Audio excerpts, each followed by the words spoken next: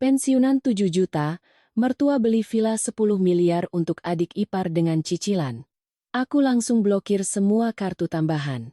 2 minggu kemudian, bank menyita villa itu, seluruh keluarga suami gempar. Sore itu adalah akhir pekan, dan seluruh keluarga suami memanggil kami untuk makan malam bersama, katanya ada kabar gembira yang ingin disampaikan. Begitu aku melangkah masuk, suasana rumah terasa sangat berbeda. Ibu mertuaku tersenyum lebih cerah dari biasanya, ayah mertua sibuk menyeduh teh, sementara adik iparku, Adit, mondar-mandir dengan wajah sumringah, seolah baru saja menang lotre. Belum sempat kami makan, ibu mertua sudah meletakkan sumpitnya dengan mantap di atas meja, suaranya penuh semangat. Hari ini keluarga kita punya kabar baik. Ayah dan ibu baru saja tanda tangan kontrak rumah baru. Aku tertegun, belum sempat bertanya rumah apa, dan di mana. Adit sudah menyela dengan bangga. Villa, Mbak. Villa mewah dekat pusat kota, harganya 10 miliar. Aku mendengarnya dan berpikir aku salah dengar. 10 miliar. Angka yang terlalu besar untuk keluarga ini. Ayah mertuaku saat itu tertawa santai, mengangkat cangkir tehnya dan berkata dengan wajar, "Iya, rumahnya atas nama ayah dan ibu. Nanti untuk si bungsu. Dia kan sebentar lagi juga mau menikah, biar punya rumah yang layak." Kalimat itu membuatku membeku. Ternyata villa 10 miliar itu bukan untuk dinikmati di hari tua oleh mertuaku, melainkan untuk masa depan adik iparku. Aku mencoba menjaga suara setenang mungkin dan bertanya langsung, "Wah, kalau begitu uangnya dari mana?" "Ya, Bu." Ibu mertuaku mengibaskan tangannya, menjawab dengan enteng seolah sedang bicara harga sayur di pasar. "Ya dicicil, kan ada pinjaman bank. Sebulannya juga cuma beberapa puluh juta, tidak ada yang perlu dikhawatirkan." Aku menoleh ke arah ayah mertuaku. Ia bahkan menepuk-nepuk bahuku, mencoba menenangkan. "Menantu tidak usah banyak pikiran. Nanti kan ditanggung bersama, tidak mungkin kamu sendiri yang bayar." Mendengar itu, kepalaku mulai berhitung dengan cepat. Uang pensiun kedua mertuaku, jika digabungkan, tidak sampai 7 juta sebulan. Lalu, cicilan beberapa puluh juta setiap bulan itu, siapa yang akan menanggungnya? Belum sempat aku menata pikiranku. Adit yang bersandar di kursi melontarkan kalimat dengan santai, seolah itu adalah hal yang sudah seharusnya. "Mbak kan penghasilannya besar, bantu keluarga sedikit tidak apa-apa, kan?" Kalimat itu membuat hatiku terasa dingin. Aku tidak membantah, tidak juga langsung bereaksi. Aku hanya diam menatap setiap wajah di hadapanku. Ada yang tersenyum, ada yang mengangguk-angguk, seolah semuanya sudah diatur sejak lama, hanya tinggal menungguku mengangguk untuk melengkapi peranku sebagai menantu yang berbakti. Sementara seisi keluarga masih asyik membahas interior dan tata letak kamar, aku meminta untuk melihat kontrak jual-beli dan dokumen pinjaman bank. Ibu mertua memberiku setumpuk kertas sambil bercanda, "Kamu lihat saja, tidak usah dipikirkan. Urusan begini rumit." Aku memegang dokumen itu, membolak-balik setiap halaman. Jantungku mulai berdebar lebih kencang saat melihat sebuah tulisan yang akrab. Sampai di lampiran perjanjian kredit, aku terpaku pada bagian penjamin tidak langsung dan sumber penghasilan utama untuk menjamin pembayaran utang. Namaku tertera dengan jelas dan rapi di sana, seolah itu adalah hal yang wajar. Aku mengangkat kepala, menatap seluruh keluarga, dan bertanya perlahan, kata demi kata, "Siapa yang menulis nama saya di sini?" Suasana di meja makan seketika menjadi kaku. Ibu mertua melirik cepat ke arah ayah mertua, lalu kembali tersenyum canggung. "Ah, itu cuma untuk formalitas saja, Nak, namanya juga keluarga." Adit mengangkat bahu dan menambahkan kalimat pamungkas, "Nama Mbak dicantumkan biar banknya yakin. Kan tidak ada yang menyuruh Mbak bayar sekarang juga." Saat itulah aku mengerti satu hal. Ini bukanlah acara penyampaian kabar gembira, ini adalah pemberitahuan sepihak. Mereka tidak meminta pendapatku, tidak berdiskusi denganku, melainkan diam-diam mengatur segalanya, lalu menempatkanku di posisi yang tidak bisa menolak. Aku masih duduk di sana, mendengarkan mereka terus bicara tentang kapan pindahan, tentang rencana mengundang kerabat untuk melihat villa baru, tentang bagaimana keluarga mereka akan naik kelas. Aku tidak ikut tersenyum, tidak juga membantah. Di kepalaku, kepingan-kepingan teka-teki mulai menyatu, dingin dan jelas hingga terasa menakutkan. Makan malam itu terasa hambar. Saat pamit pulang, ibu mertuaku masih sempat menggenggam tanganku dan berkata dengan nada penuh perasaan, "Semua berkat kamu, nak." Aku mengangguk, tersenyum tipis.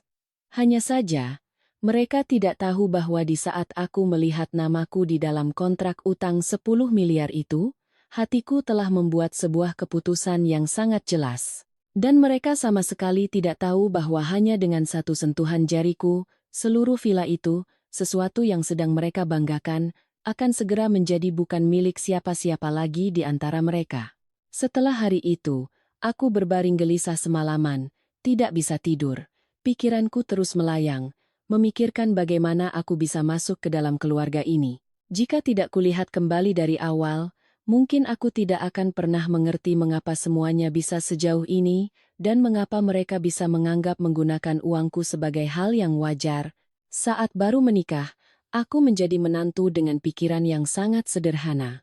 Aku tidak bermimpi hidup kaya, tidak berharap dimanja, hanya menanamkan satu hal dalam diri, hiduplah dengan baik dan tahu diri, maka keluarga akan menyayangimu. Aku pernah sangat yakin akan hal itu. Suamiku, Bima, adalah pria yang baik, pendiam, dan selalu mengalah. Saat kami pacaran, ia sering mengucapkan satu kalimat yang selalu kuingat. "Mas mungkin tidak pandai cari uang, tapi Mas sayang kamu." Saat itu, bagiku itu sudah cukup. Kupikir, pria baik yang menyayangi istri lebih baik daripada pria pandai bicara tapi tidak punya hati. Saat aku pertama kali datang ke rumahnya, ibu mertuaku, Ibu Wati, menyambutku di depan pintu, menggenggam tanganku dengan senyum cerah. "Mulai sekarang, kamu adalah anak perempuan di rumah ini." Kalimat itu saat itu membuat hatiku terasa begitu hangat. Ayah mertuaku, Bapak Tono, lebih pendiam, tapi sering menepuk bahuku dan berkata, "Menantu harus rajin. Ya, keluarga ini bergantung padamu."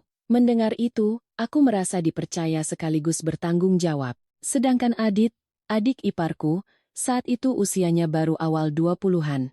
Bicaranya lincah dan suka bercanda. Ia memanggilku Mbak dengan sangat manis, mulutnya tidak pernah berhenti memuji. "Wah, Mbak ini kelihatannya orang hebat." Aku tidak menyangka, mulut manis itulah yang kelak akan paling membuatku lelah. Kehidupan setelah menikah berjalan biasa saja. Aku tetap bekerja, tetap mengurus diriku sendiri. Tapi perlahan, semua pengeluaran di rumah mulai bergeser ke arahku tanpa kusadari. Tagihan listrik, air, uang makan, hingga uang untuk kondangan kerabat, semuanya dicatat oleh ibu mertua di sebuah buku yang kemudian ia berikan padaku.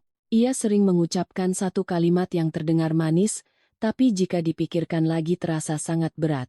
Menantu yang beruntung itu, kalau bisa menghasilkan uang dan menanggung keluarga, itu bagus sekali. Pertama kali ia mengatakannya, aku hanya tersenyum. Kupikir itu pujian. Tapi kalimat itu diulang berkali-kali hingga menjadi sebuah asumsi. Asumsi bahwa karena aku menghasilkan uang, maka uang itu adalah milik bersama. Asumsi bahwa jika ada keperluan apapun di rumah, besar atau kecil, akulah yang akan menanggungnya.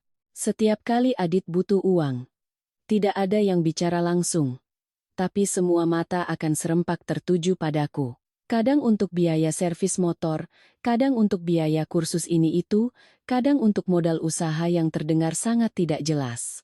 Bima, suamiku, selalu menjadi orang yang membuka suara untuk mereka. "Sudahlah, Dek. Bantu adikmu sedikit." "Tidak seberapa juga, kan?" Suaranya begitu ringan, seolah jumlah itu tidak berarti apa-apa bagiku. Awalnya aku benar-benar membantu. Kupikir, adik ipar masih muda, belum stabil. Bantu sekali-sekali tidak apa-apa. Tapi setelah sekali, ada kali berikutnya. Setiap kali selesai, ibu mertua akan berdecak kagum. "Keluarga ini benar-benar beruntung punya menantu sepertimu." Kalimat itu begitu sering kudengar hingga jika suatu hari aku tidak membantu, Aku justru merasa bersalah. Ada bulan-bulan di mana uang yang kuberikan untuk keluarga lebih banyak daripada pengeluaranku sendiri. Tapi anehnya, tidak ada yang bertanya, apakah aku lelah atau tertekan.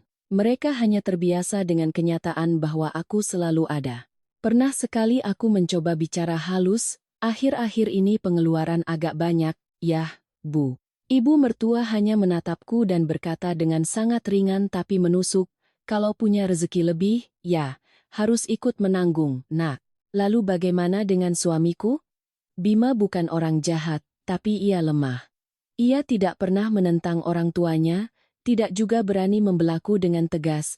Setiap kali aku mengeluh, ia hanya akan menggenggam tanganku dan berbisik, sabar ya. Maklumi saja ayah, ibu, dan Adit. Saat itu aku kembali luluh. Kupikir, sudahlah. Aku mengalah sedikit demi kedamaian keluarga. Justru kesabaran itulah yang mendorong segalanya menjadi lebih jauh. Perlahan, Adit tidak lagi sungkan saat meminta uang. Ia akan berkata langsung, "Mbak, pinjam uang dulu, ya. Minggu depan diganti." Tapi minggu depan itu tidak pernah datang. Saat kutanyakan, ibu mertua akan menepisnya, "Sudah, sesama saudara jangan perhitungan." Aku telah berkali-kali menenangkan diriku sendiri. Bantu sekali lagi saja. Setelah ini pasti beres. Aku tidak menyangka, kemudahanku itu justru membuat mereka sampai pada sebuah keputusan tanpa pernah memikirkan perasaanku atau hakku untuk memilih. Sekarang, saat kupikirkan kembali, aku baru melihat dengan jelas. Sejak awal, mereka sudah terbiasa aku memberi tanpa bertanya. Mereka terbiasa bahwa uangku berada dalam jangkauan mereka, dan saat mereka memutuskan untuk membeli villa 10 miliar itu, di benak mereka aku bukan lagi menantu atau istri Bima, melainkan sebuah sumber dana yang sudah pasti akan menanggungnya. Selama bertahun-tahun menikah, aku pernah percaya aku memiliki sebuah keluarga. Hingga saat masalah ini datang, aku baru sadar dengan pahit, di mata mereka, aku hanyalah sebuah mesin ATM yang diletakkan di dalam rumah. Jika butuh, tinggal tekan. Jika tidak, dianggap tidak ada. Dan sejak saat itu, kepercayaanku pada dua kata keluarga mulai retak. Diam-diam tapi tidak bisa lagi diperbaiki. Setelah pikiran-pikiran tentang masa-masa menjadi menantu itu silih berganti di kepalaku, aku mulai teringat pada tanda-tanda yang sangat kecil dan samar. Tapi jika saat itu aku cukup peka, mungkin aku sudah menyadarinya lebih awal. Sayangnya, saat hidup di tengah keluarga, orang cenderung menenangkan diri. Mungkin aku hanya terlalu banyak berpikir, lalu mengabaikannya. Sekitar setahun terakhir, Adit mulai berubah drastis. Ia bukan lagi adik ipar yang polos dan suka bercanda. Setiap kali pulang, mulutnya selalu membicarakan rumah mewah, mobil bagus, dan teman-temannya yang baru membeli properti atau ganti mobil. Suatu kali, ia duduk di tengah meja makan dan berkata dengan angkuh, "Teman-temanku sekarang sudah punya rumah sendiri semua. Masa anak bungsu di keluarga ini kalah sama mereka?" Setelah itu, ia melirik ke arahku. Sangat cepat, tapi aku sempat melihatnya. Saat-saat seperti itu, ibu mertuaku tidak memarahinya, malah tersenyum sambil mengambilkan lauk untuk Adit. "Sabar, nanti juga pasti punya." Lalu ia menoleh ke arahku, melontarkan pertanyaan yang terdengar basa-basi.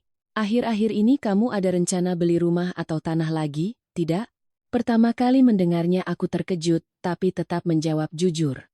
"Wah, belum kepikiran, Bu. Saya fokus untuk keluarga kecil saya saja dulu."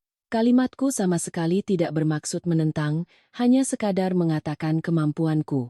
Tapi setelah mendengarnya, ibu mertua tersenyum tipis dan melontarkan satu kalimat, "Jadi menantu kok perhitungan sekali." Kalimat itu sangat ringan. Setelah mengatakannya, ia kembali makan seperti biasa. Tapi kalimat itu mengendap di kepalaku sangat lama. Aku tidak membantah, hanya menunduk melanjutkan makan. Saat itu aku masih berpikir sederhana, orang tua memang punya cara pikir yang berbeda, sudahlah. Ayah mertuaku tidak bicara terus terang, tapi sering menyindir. Suatu kali sambil minum teh ia berkata seolah sedang bercerita. "Nanti kalau ayah dan ibu sudah tua, Ingin juga meninggalkan sesuatu untuk si bungsu biar hidupnya mapan. Lalu ia menatapku dan menambahkan, keluarga kita kan juga banyak dibantu olehmu. Awalnya kalimat-kalimat itu hanya kuanggap angin lalu. Tapi semakin lama semakin sering diulang dengan cara yang sangat alami, seolah semua orang sudah sepakat, hanya aku yang belum diberitahu dengan jelas. Lalu suatu hari aku mulai merasa ada yang tidak beres dengan pengeluaran. Aku memperhatikan riwayat transaksi rekeningku dan menemukan kartu tambahan atas namaku sering digunakan untuk transaksi yang tidak ku ketahui. Jumlahnya bervariasi, kadang beberapa juta, kadang belasan juta, dengan keterangan umum biaya keluarga. Aku bertanya pada Bima, suamiku. Ia melihatnya sekilas lalu berkata dengan ringan, mungkin ayah dan ibu lagi butuh uang mendadak, Dek. Jawaban itu sama seperti yang sudah-sudah. Tidak jelas, tidak ada penjelasan detail, tapi cukup untuk membuatku diam. Aku tidak mau membesar-besarkan masalah, apalagi dicap perhitungan dengan keluarga suami. Di lain waktu, Adit pulang mabuk. Ia duduk di sofa sambil tertawa-tawa. Nanti kalau rumahnya sudah jadi, Mbak tidak usah beli rumah lagi. Tinggal bareng saja biar ramai. Seisi keluarga ikut tertawa, menganggapnya sebagai celotehan orang mabuk. Hanya aku yang tersenyum tapi hatiku terasa dingin. Aku tidak tahu apakah itu karena alkohol membuatnya lepas kendali, atau karena itu adalah pikiran sebenarnya yang belum sempat ia sembunyikan. Dari ucapan-ucapan itu, aku mulai lebih waspada. Setiap kali di rumah ada pembicaraan tentang uang atau belanja besar, tatapan semua orang menjadi sama. Tidak ada yang bicara langsung, tapi semua orang menatap ke arahku seolah sudah menjadi kebiasaan. Aku merasa seperti jawaban otomatis untuk semua masalah keuangan di rumah ini. Suatu hari aku mencoba menegaskan sekali lagi dengan sangat jelas, saya hanya bisa membantu untuk keluarga kecil saya, yah, Bu. Untuk urusan yang terlalu besar, saya tidak berani. Ibu mertua tidak marah. Ia hanya menatapku dan berkata perlahan, pikiranmu itu egois sekali. Nah, keluarga itu harus saling menopang. Aku mendengarnya dan tidak tahu harus menjawab apa. Jika aku membantah, aku akan menjadi orang yang perhitungan. Jika aku diam, aku akan kembali terperosok ke dalam situasi yang sudah jadi. Akhirnya aku memilih diam, karena aku masih berharap semuanya hanya sebatas ucapan. Tapi transaksi-transaksi aneh di kartu tambahan terus muncul. Pertanyaan tentang rumah dan tanah terus diulang. Tatapan yang mengarah padaku setiap kali bicara uang semakin terang-terangan. Aku mulai merasa cemas tapi belum bisa membayangkan rencana spesifik apa yang sedang mereka susun. Sekarang saat kupikirkan kembali, aku baru sadar telah mengabaikan terlalu banyak pertanda. Aku sudah terbiasa mengalah hingga lupa bahwa ada batasan yang jika tidak dibuat sejak awal, akan dianggap tidak ada oleh orang lain. Saat itu aku belum tahu bahwa sementara aku masih menenangkan diri, mungkin tidak apa-apa, di sudut lain mereka telah diam-diam merencanakan segalanya, selangkah demi selangkah, tanpa sepengetahuanku. Beberapa hari setelah pertanda-pertanda samar itu, keluarga suami menelepon, suaranya sangat gembira, menyuruh kami pulang lebih awal di akhir pekan karena ada urusan penting yang membutuhkan kami berdua. Aku bertanya mau kemana, ibu mertua hanya tertawa dan berkata singkat, lihat-lihat rumah saja. Karena ia bilang lihat-lihat, aku tidak berpikir macam-macam. Kupikir mungkin ada kerabat atau teman yang membeli rumah baru, dan kami diajak untuk ikut senang. Pagi itu, kami sekeluarga pergi bersama. Saat mobil berhenti di depan sebuah kompleks villa yang megah, aku sudah merasa sedikit terkejut. Adit melompat turun lebih dulu, menunjuk sebuah rumah di dalam kompleks sambil berteriak, "Itu rumah kita." Aku menoleh ke arah suamiku. Bima hanya mengangguk sambil menghindari tatapanku. Perasaanku mulai tidak enak, tapi aku masih mencoba menenangkan diri, mungkin tidak seburuk yang kubayangkan. Begitu masuk, seorang pria berjas dengan sebuah map di tangan mendekat. Ia tersenyum sangat ramah, mengulurkan tangannya padaku. "Selamat siang, Ibu. Ibu ini yang memegang keuangan utama keluarga, kan?" Aku terpaku selama beberapa detik, tidak mengerti apa yang ia maksud. Aku menoleh ke ibu mertuaku, ia buru-buru menepis, Dia cuma bercanda, jangan didengarkan. Tapi sorot matanya saat itu menunjukkan kegugupan yang jelas. Aku tidak berkata apa-apa lagi, hanya mengamati dalam diam. Villa itu luas dan memang indah, tapi semakin jauh aku melangkah masuk, semakin berat hatiku. Di kepalaku bukan lagi soal bagus atau tidaknya rumah itu, melainkan pertanyaan mengapa orang tadi menyebutku sebagai pemegang keuangan utama. Saat semua orang sedang asyik membahas ruang tamu dan kamar tidur, aku meminta izin untuk melihat dokumen jual beli. Si agen properti memberiku setumpuk kertas tebal dan berkata dengan wajar, "Ini dokumen pinjaman banknya, Bu." Pengurusannya cepat sekali. Aku mengambilnya, duduk di sebuah kursi, dan mulai membaca halaman demi halaman. Semakin kubaca, tanganku semakin dingin. Jumlah pinjamannya tidak sekecil yang dikatakan ibu mertuaku. Angkanya tertulis dengan jelas, beserta jangka waktu dan suku bunga yang tidak rendah. Tapi yang paling membuatku terkejut adalah di bagian komitmen sumber pembayaran utang. Di baris pertama tertulis dengan jelas, sumber penghasilan utama berasal dari pendapatan usaha menantu perempuan. Aku membaca kalimat itu berulang kali. Bukan karena tidak mengerti, tapi karena tidak percaya. Aku mengangkat kepala, melihat sekeliling. Ayah mertua sedang asyik mengobrol dengan si agen seolah tidak ada apa-apa. Adit masih bersemangat, sementara ibu mertua memalingkan muka. Aku menoleh ke Bima, suamiku, menyodorkan dokumen itu di hadapannya, dan bertanya dengan sangat pelan tapi setiap katanya terasa berat. "Ini maksudnya apa?" Bima melihat kertas itu, lalu menunduk tanpa bicara. Keheningannya saat itu terasa lebih menyakitkan daripada sebuah pengakuan. Aku tidak butuh penjelasan panjang lebar, hanya butuh satu kejujuran, tapi ia tidak mengatakannya. Ibu mertua yang saat itu melihatku memegang dokumen, langsung membentak, "Kamu ini kenapa jadi curigaan begitu? Namanya juga keluarga, kok seperti orang lain saja." Kalimat itu seperti pisau yang menusuk langsung ke hatiku. Ternyata di matanya, pertanyaanku tentang utang yang mencatut namaku dianggap sebagai sikap curigaan. Aku mencoba tetap tenang dan bertanya lagi.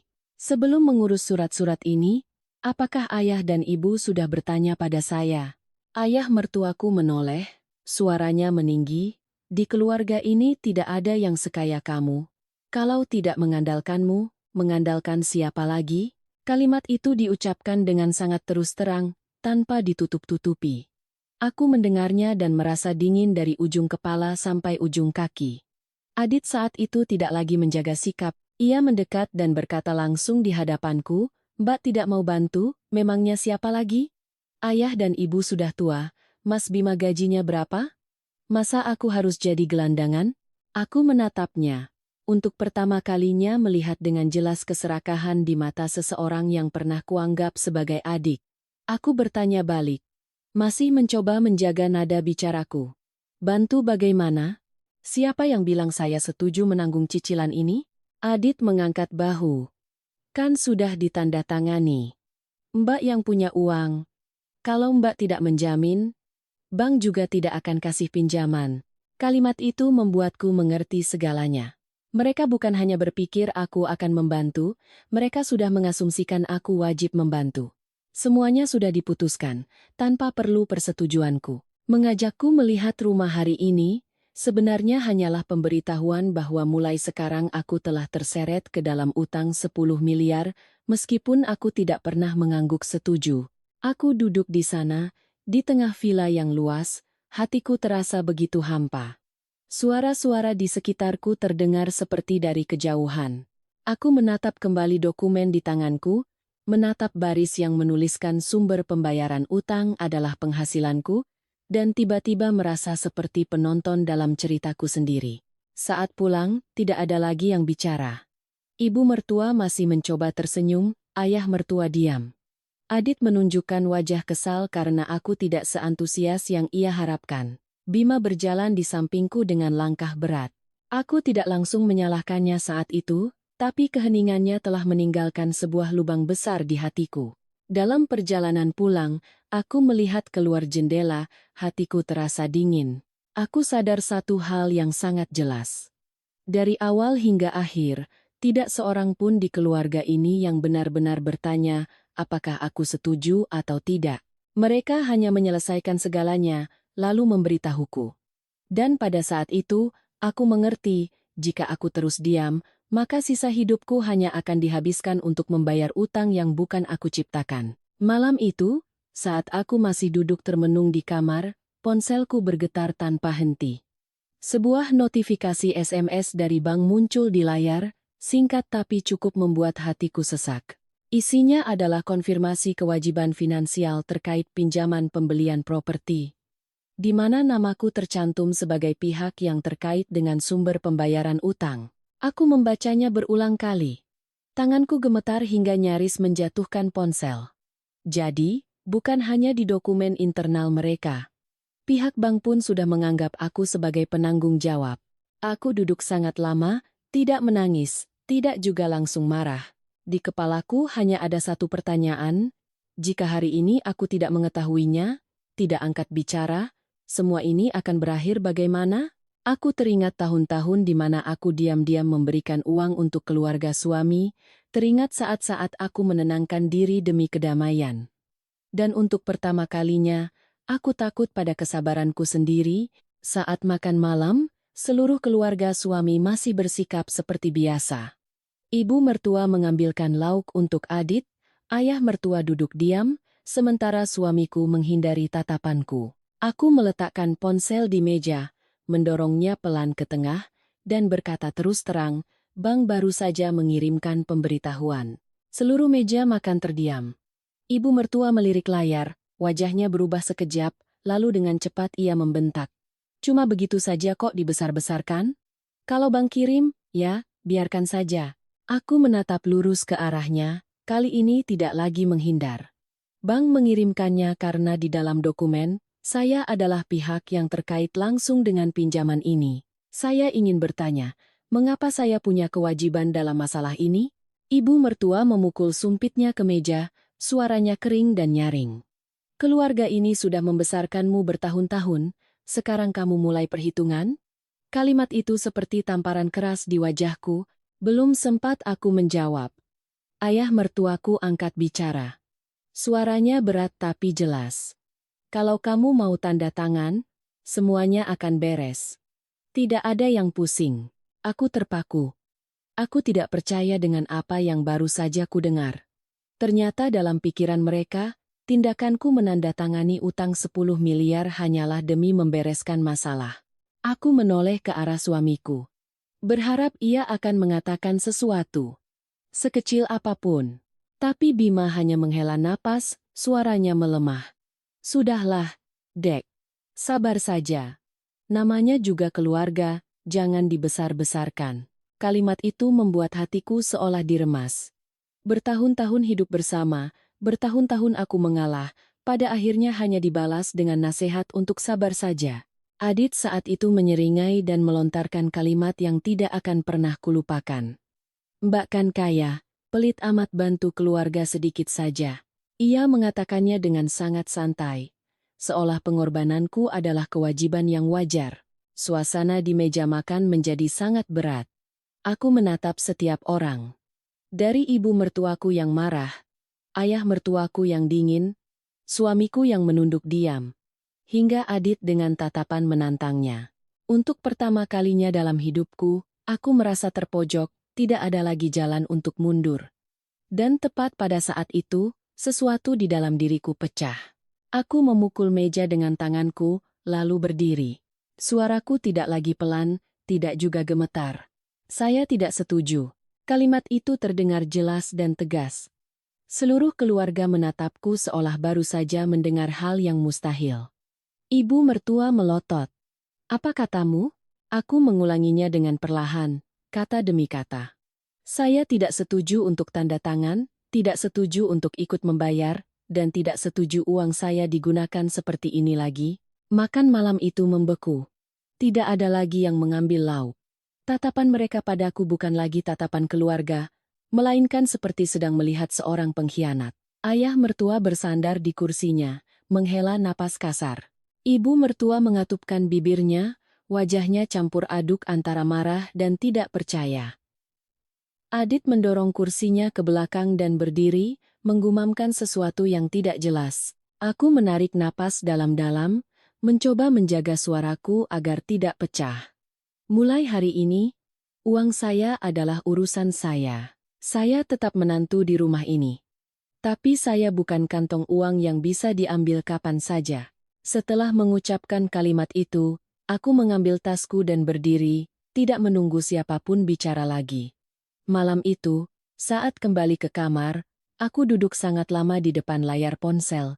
Aku tidak menangis, tidak juga merasa baru saja melakukan hal yang hebat. Sebaliknya, hatiku justru terasa sedikit lebih ringan, meskipun masa depan tampak begitu gelap. Aku membuka aplikasi mobile banking, melihat daftar kartu tambahan yang terhubung dengan rekeningku. Satu persatu, aku tahu, jika aku ragu lebih lama lagi, semuanya tidak akan berhenti di sini. Jariku berhenti sejenak di layar, lalu dengan diam aku melakukan apa yang harus kulakukan, tanpa memberitahu siapapun. Aku berkata pada diri sendiri, ini bukan balas dendam, ini adalah penyelamatan diri. Setelah selesai, aku mematikan ponsel, berbaring menatap langit-langit dalam kegelapan.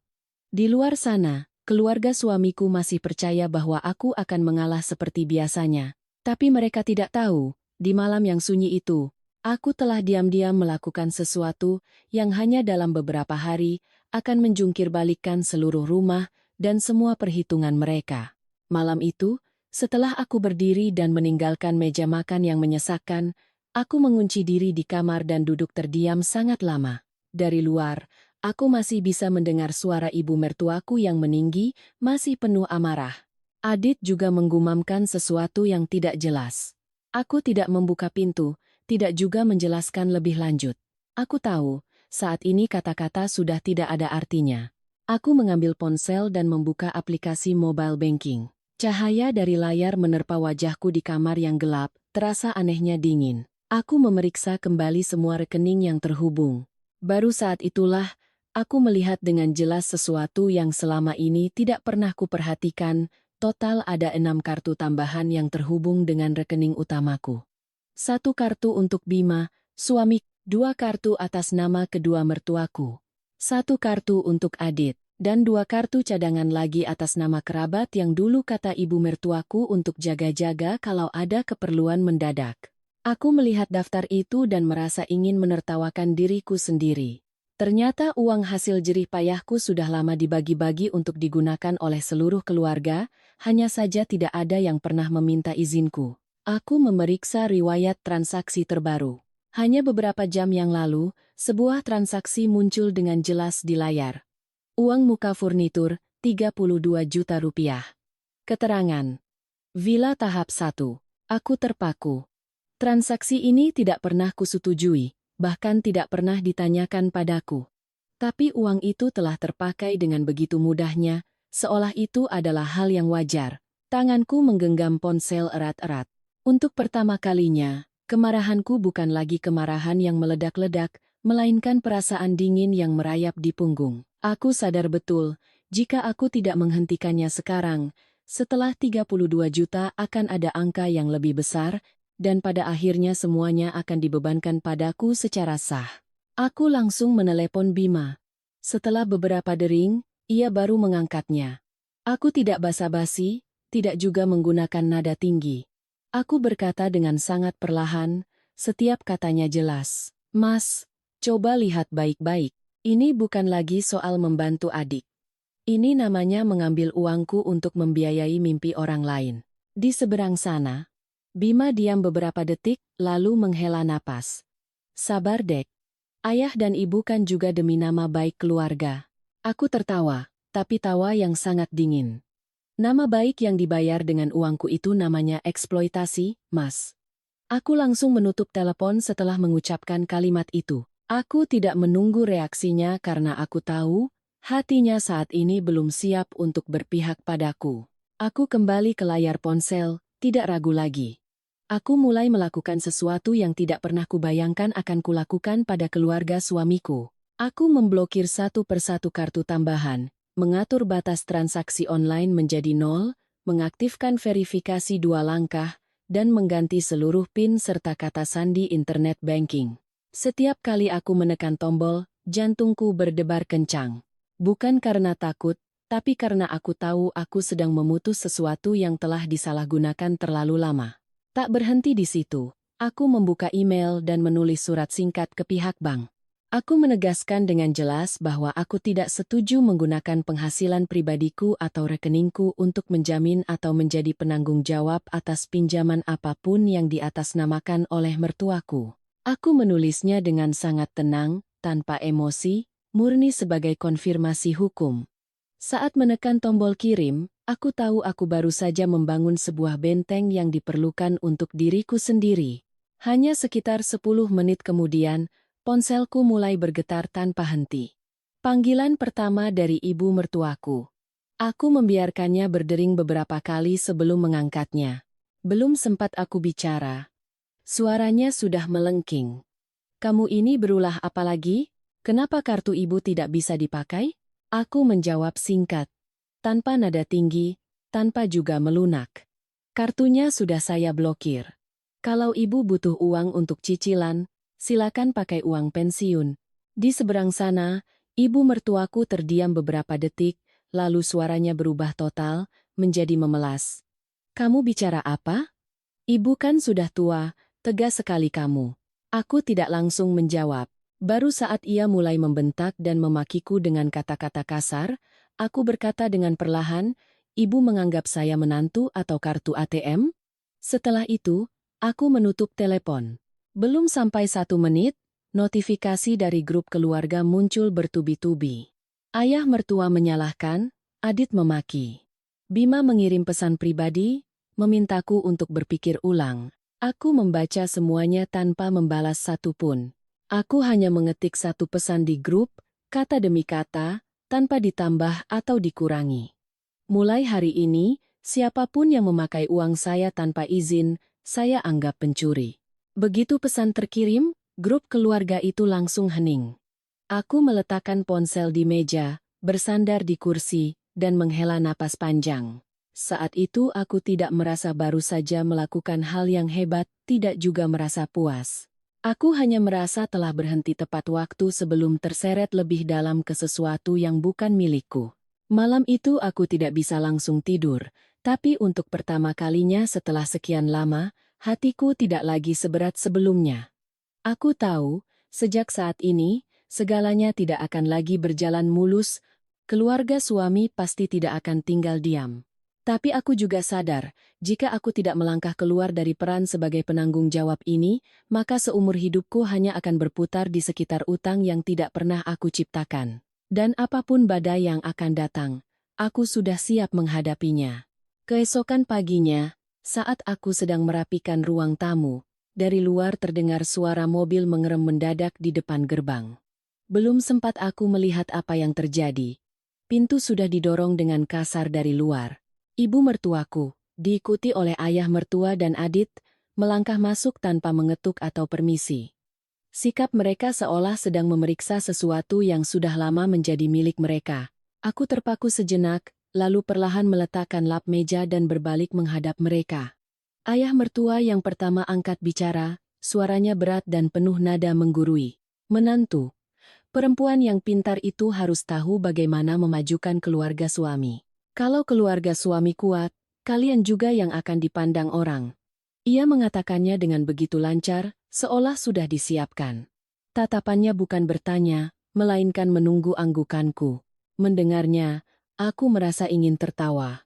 Aku tidak tertawa keras, hanya tersenyum sangat tipis. "Memajukan keluarga tentu saja, Pak," kataku perlahan. "Tapi saya hanya mau memajukan orang yang bekerja dengan benar, bukan yang berjudi." Aku sengaja melirik tajam ke arah Adit saat mengucapkan kata terakhir. Wajahnya langsung menggelap. Adit membalas dengan cepat dan ketus. "Siapa yang Mbak bilang berjudi? Aku beli villa itu untuk masa depan. Kalau pelit, bilang saja, tidak usah sok suci." Ia bahkan melangkah maju, berdiri di dekat meja seolah ingin menekanku. Aku menatap lurus ke wajahnya, tidak menghindar. "Masa depan yang dibiayai uang orang lain itu namanya masa depan apa?" Tanyaku balik. Suaraku tidak tinggi tapi jelas. Ibu mertuaku saat itu tidak tahan lagi. Ia memukul meja dengan keras, suaranya nyaring dan kering. Cukup. Ibu bicara terus terang saja. Setiap bulan kamu transfer ke ibu 60 juta, anggap saja ikut mencicil utang. Itu kewajibanmu sebagai menantu di rumah ini. Ia mengatakannya dengan sangat yakin, seolah itu adalah hal yang wajar dan tidak perlu diperdebatkan. Mendengarnya, hatiku terasa semakin dingin. 60 juta sebulan, diucapkan seringan membeli sayur di pasar. Padahal itu adalah hasil kerja kerasku. Aku tertawa hambar, kewajiban saya, kataku, adalah untuk anak saya dan keluarga kecil saya. Bukan untuk utang 10 miliar yang kalian putuskan dan tanda tangani sendiri. Suasana di ruang tamu seketika menegang seperti senar gitar. Ayah mertua menatapku tajam, wajahnya tidak lagi bisa menyembunyikan amarah. Ibu mertua menoleh ke arah suamiku, membentak, "Bima, kamu dengar itu? Istrimu kurang ajar sama orang tuamu?" Bima berdiri di tengah ruangan, wajahnya pucat. Ia menatap ibunya, lalu menatapku. Bibirnya bergerak beberapa kali sebelum akhirnya bisa bicara. "Dek, sudahlah. Berikan saja kartunya lagi ke ayah dan ibu untuk sementara, nanti kita bicarakan lagi." Suaranya melemah di akhir kalimat, seolah ia sendiri tidak yakin dengan apa yang ia katakan. Aku menoleh ke arah suamiku. Kali ini aku tidak lagi merasa sedih, hanya melihat segalanya dengan jelas. "Mas mau aku kembalikan kartunya?" Tanyaku dengan sangat tenang. "Atau Mas mau aku ajukan surat cerai?" Begitu kalimat itu selesai, sesi ruangan hening. Kulihat dengan jelas ibu mertuaku terpaku, ayah mertuaku membelalakkan mata, sementara Adit terengganga. Beberapa detik kemudian, ibu mertua mengubah taktiknya dengan sangat cepat. Ia menoleh ke ayah mertua, lalu kembali menatapku, dan mulai menangis. "Ya Tuhan, lihat menantuku ini. Baru punya uang sedikit sudah meremehkan keluarga, mau menghancurkan rumah tangga ini." Ia bicara sambil menunjuk-nunjuk ke arahku, suaranya penuh isak tangis, seolah akulah penjahat terbesarnya.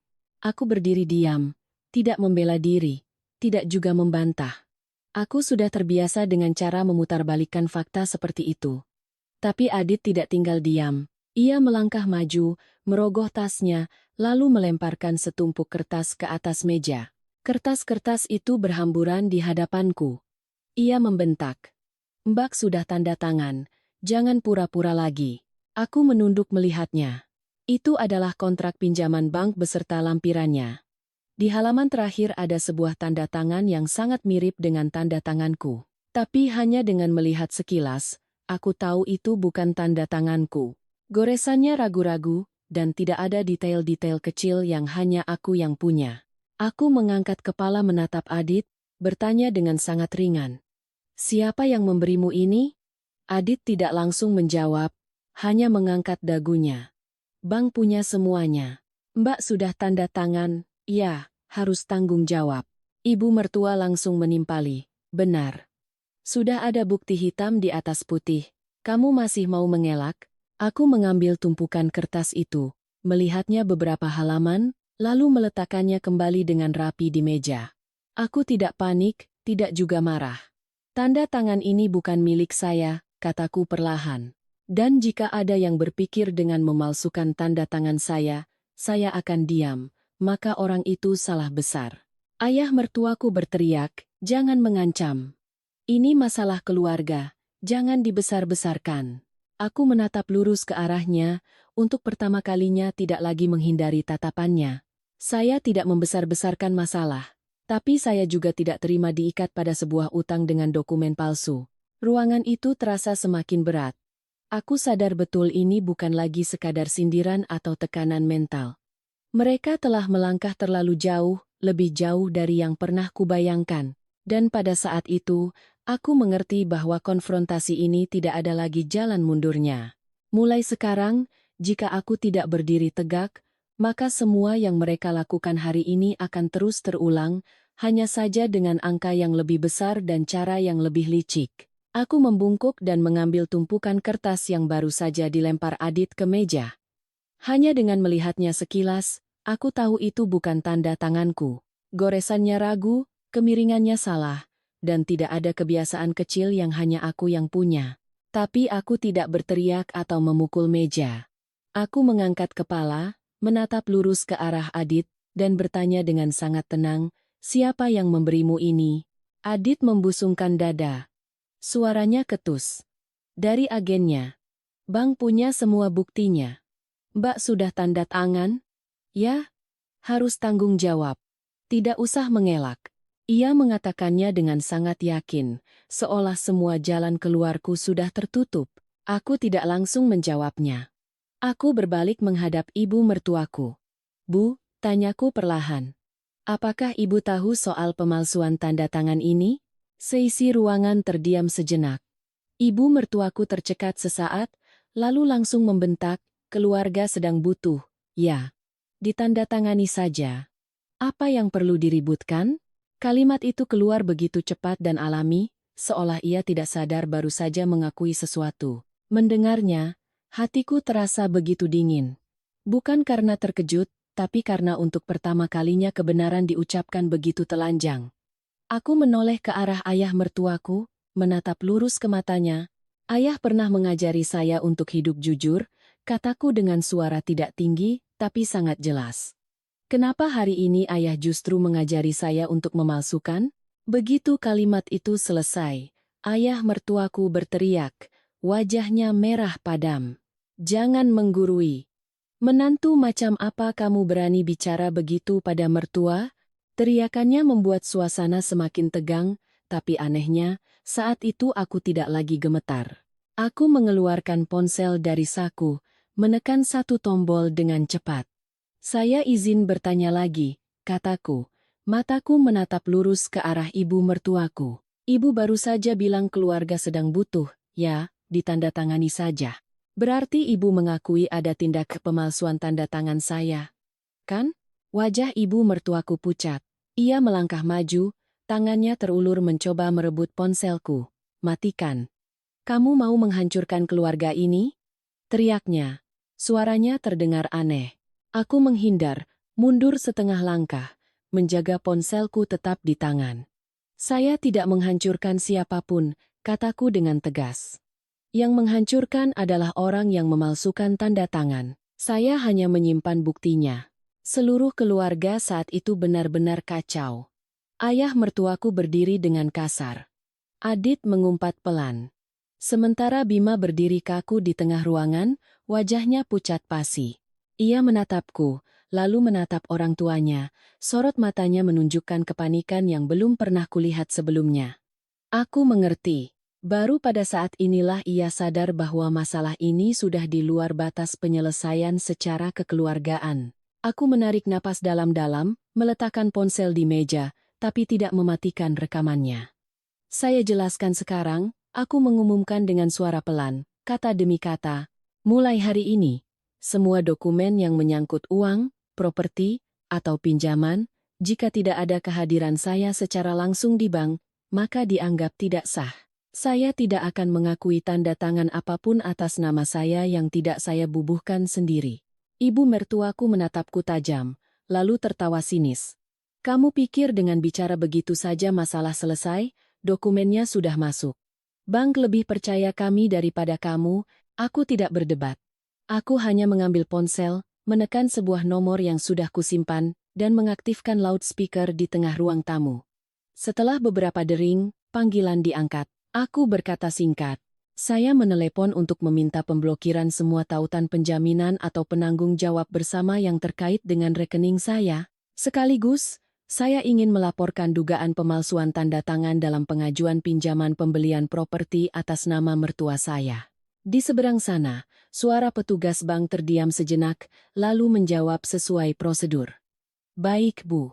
Pihak kami akan mencatat permintaan Ibu dan akan melakukan verifikasi ulang. Jika ditemukan adanya indikasi pemalsuan, bank akan menangguhkan pencairan dana dan memprosesnya sesuai aturan." Ibu mertuaku yang mendengarnya langsung panik. Ia maju, suaranya bergetar, "Jangan. Kamu tidak boleh menelepon begitu. Ini masalah keluarga." Adit juga membentak. Mbak melakukan ini sama saja membunuh kami semua. Aku menatap mereka. Untuk pertama kalinya aku melihat dengan jelas rasa takut di mata orang-orang yang tadinya begitu garang. Aku mematikan panggilan, meletakkan ponsel di meja. Saya tidak membunuh siapapun, kataku dengan nada yang anehnya tenang. Saya hanya berhenti di tempat yang seharusnya. Jika ini masalah perasaan, saya siap mengalah. Tapi jika sudah menyangkut dokumen, uang, dan pemalsuan tanda tangan, ini bukan lagi masalah keluarga. Ruangan itu diselimuti keheningan yang berat. Tidak ada lagi yang bicara keras. Ayah mertuaku terduduk lemas di kursinya, menghela napas kasar. Adit berdiri diam, tangannya terkepal. Ibu mertuaku menatapku seperti orang asing. Dan Bima, suamiku, masih berdiri di sana. Kedua bahunya merosot, seolah baru sadar bahwa sejak saat ini, segalanya telah berubah total.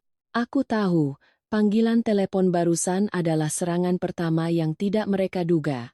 Dan aku juga tahu, sejak saat ini, ketakutan mereka baru benar-benar dimulai. Karena ketika apa yang mereka pikir bisa disembunyikan di dalam rumah dibawa ke ranah hukum, maka semua perhitungan mereka sebelumnya tidak akan lagi berarti. Setelah panggilan telepon langsung ke bank hari itu, aku tahu segalanya tidak akan bisa kembali seperti semula. Keesokan paginya, seorang petugas bank meneleponku kembali. Dengan nada yang sangat formal, ia memberitahukan bahwa pihak bank telah menerima laporanku dan akan menjadwalkan pertemuan langsung untuk memverifikasi ulang seluruh dokumen pinjaman. Petugas itu menambahkan satu kalimat yang membuatku merinding. Jika ditemukan adanya indikasi pemalsuan tanda tangan atau penyampaian informasi yang salah mengenai sumber pembayaran utang, maka pengajuan pinjaman ini akan ditinjau ulang dari awal. Aku menutup telepon dengan hati yang berat. Aku mengerti, sejak saat ini, keluarga suamiku tidak akan lagi bisa tenang. Benar saja, menjelang malam, sebuah pesan masuk dari ibu mertua, isinya sangat singkat, sangat berbeda dari sikapnya yang ketus kemarin. Ibu tadi emosi, bicaranya tidak benar, nanti malam pulang makan, ya? Kita bicara baik-baik. Membaca pesan itu, hatiku sama sekali tidak merasa tenang. Sebaliknya, firasatku mengatakan ini bukanlah ajakan makan malam biasa, melainkan cara lain untuk menekanku. Aku tidak membalas, tidak juga pulang. Aku tetap di rumah, mengunci pintu, mencoba menenangkan diri. Belum sampai 30 menit, aku melihat Bima, suamiku, menerima sebuah panggilan. Aku tidak bisa mendengar dengan jelas apa yang dibicarakan, hanya melihat raut wajahnya berubah dengan sangat cepat. Ia menutup telepon, lalu menoleh ke arahku, suaranya mulai meninggi. Ayah bilang, kalau kamu masih membesar-besarkan masalah ini, beliau akan menganggapku bukan anaknya lagi. Kalimat itu seperti sebilah pisau. Bukan karena menyakitiku, tapi karena itu menunjukkan dengan jelas di mana posisi Bima sebenarnya. Ia menatapku, matanya campur aduk antara marah dan putus asa. Kamu mau aku kehilangan orang tuaku? Kamu menang sekarang, puas. Aku menatapnya sangat lama, lalu menjawab. Suaraku tidak meninggi, tapi setiap katanya jelas. Mas kehilangan orang tua bukan karena aku. Mas akan kehilangan istri karena Mas memilih untuk membela yang salah. Setelah itu, aku berpaling. Aku tidak punya tenaga lagi untuk berdebat. Aku sudah terlalu banyak bicara, terlalu lama mengalah. Sementara aku masih mencoba menenangkan diri, apa yang kukhawatirkan mulai terjadi. Adit tidak menelepon atau mengirim pesan. Ia memilih cara lain. Aku mendengar samar-samar dari beberapa kenalan bahwa di kalangan kerabat, Adit sedang menyebarkan cerita bahwa aku kaya raya sehingga sombong pada mertua, bahwa aku memblokir kartu hingga orang tuanya tidak punya uang dan hidup menderita. Cerita itu diputarbalikkan dan didramatisir, terdengar seperti sinetron. Tak lama kemudian, ponselku berdering. Seorang bibi dari pihak suami menelepon, langsung menyalahkanku. Jadi menantu kok jahat sekali, nah, orang tua sudah sepuh, tega sekali kamu blokir uangnya sampai mereka menderita begitu. Mendengarnya, aku tidak membantah panjang lebar. Aku hanya menjawab satu kalimat, Bibi, saya hanya tidak mau ikut membayar utang. Di seberang sana hening beberapa detik, lalu telepon ditutup. Aku tahu, dalam cerita yang disebarkan, pasti tidak ada yang menyebutkan bahwa aku sedang dijebak dalam utang 10 miliar dengan dokumen yang meragukan. Puncaknya terjadi keesokan siangnya. Aku sedang di rumah saat mendengar keributan di depan gerbang. Saat aku melangkah keluar, hatiku mencelos, ibu mertuaku berdiri tepat di depan pintu, di sampingnya ada beberapa tetangga. Ia bicara sambil menunjuk-nunjuk ke arah rumahku. Itu dia. Dia sembunyikan uangnya sendiri, membiarkan mertuanya kelaparan. Suaranya sangat keras, sengaja agar semua orang yang lewat bisa mendengar. Para tetangga berbisik-bisik. Ada yang menatapku dengan kasihan, ada yang menatap dengan curiga. Aku terdiam sejenak, lalu melangkah maju dan membuka pintu lebar-lebar. Aku tidak berteriak, tidak juga berdebat. Aku hanya berkata cukup keras, agar semua orang mendengar. Saya tidak menyembunyikan uang. Saya hanya tidak mau menggunakan uang saya untuk membayar cicilan utang yang tidak pernah saya tanda tangani. Ibu mertuaku terkejut, mungkin tidak menyangka aku akan bicara terus terang seperti itu. Ia tergagap, hendak mengatakan sesuatu lagi, tapi para tetangga mulai menatapnya dengan pandangan yang berbeda. Tidak semua orang mudah dipengaruhi. Akhirnya ibu mertuaku pergi dengan marah, diikuti oleh beberapa tetangga yang masih ragu. Aku menutup pintu, bersandar di baliknya, dan menghela napas panjang. Aku tahu mereka telah beralih ke serangan opini publik. Saat tidak bisa mendapatkan uang, mereka akan mencoba merusak citraku agar aku merasa tertekan dan akhirnya mengalah. Malam itu, saat merapikan ruang kerja, aku menemukan sesuatu yang membuatku merinding. Laci tempat aku menyimpan dokumen pribadi tampak berantakan. Map-map yang biasanya tersusun rapi kini miring, beberapa kertas terlihat seperti baru saja dibuka. Aku terpaku selama beberapa detik. Aku ingat betul, pagi tadi sebelum berangkat kerja aku sudah menguncinya dengan baik. Aku memeriksa setiap laci. Untungnya, dokumen-dokumen terpenting masih ada, tapi jelas sekali ada yang telah menggeledahnya. Sebuah pikiran menakutkan melintas di benakku. Mereka bukan hanya ingin menekanku secara mental, mereka sedang mencari sesuatu. Sebuah surat, sebuah tanda tangan, apapun yang bisa mengikatku pada utang itu atau membuatku tidak bisa lepas dengan bersih. Aku duduk di kursi, jantungku berdebar kencang. Baru saat itulah aku benar-benar mengerti bahwa pertarungan ini bukan lagi sekadar masalah keluarga. Mereka sudah siap bermain kotor, siap melangkahi batas terakhir demi mempertahankan villa dan harga diri semu mereka. Dan aku juga sadar betul satu hal. Mulai sekarang, jika aku lengah sedikit saja, maka akulah yang harus membayar harganya. Setelah rentetan kejadian itu, aku sadar jika aku terus ragu, maka akulah yang akan terpojok. Keesokan paginya, aku izin setengah hari dari kantor, dan pergi langsung ke bank yang menangani pinjaman villa 10 miliar itu. Kali ini aku datang bukan untuk memohon atau menjelaskan, melainkan sebagai nasabah yang ingin memperjelas hak dan kewajibanku. Di hadapanku duduk seorang petugas kredit yang masih muda, sikapnya sangat profesional. Aku tidak basa-basi. Aku berkata terus terang. Saya meminta untuk melihat seluruh berkas pinjaman, termasuk siapa yang menyerahkan dokumen, siapa yang menandatangani, dan dasar pertimbangan keuangan apa yang digunakan untuk persetujuan. Petugas itu sedikit terkejut tapi tetap mengangguk dan berkata akan memeriksanya sesuai prosedur. Aku duduk menunggu. Hatiku lebih tenang dari yang kubayangkan. Mungkin karena saat ini aku merasa tidak punya apa-apa lagi untuk ditakutkan. Sekitar 20 menit kemudian, ia kembali dengan setumpuk dokumen tebal. Ia berkata perlahan, seolah takut aku tidak bisa mengikutinya.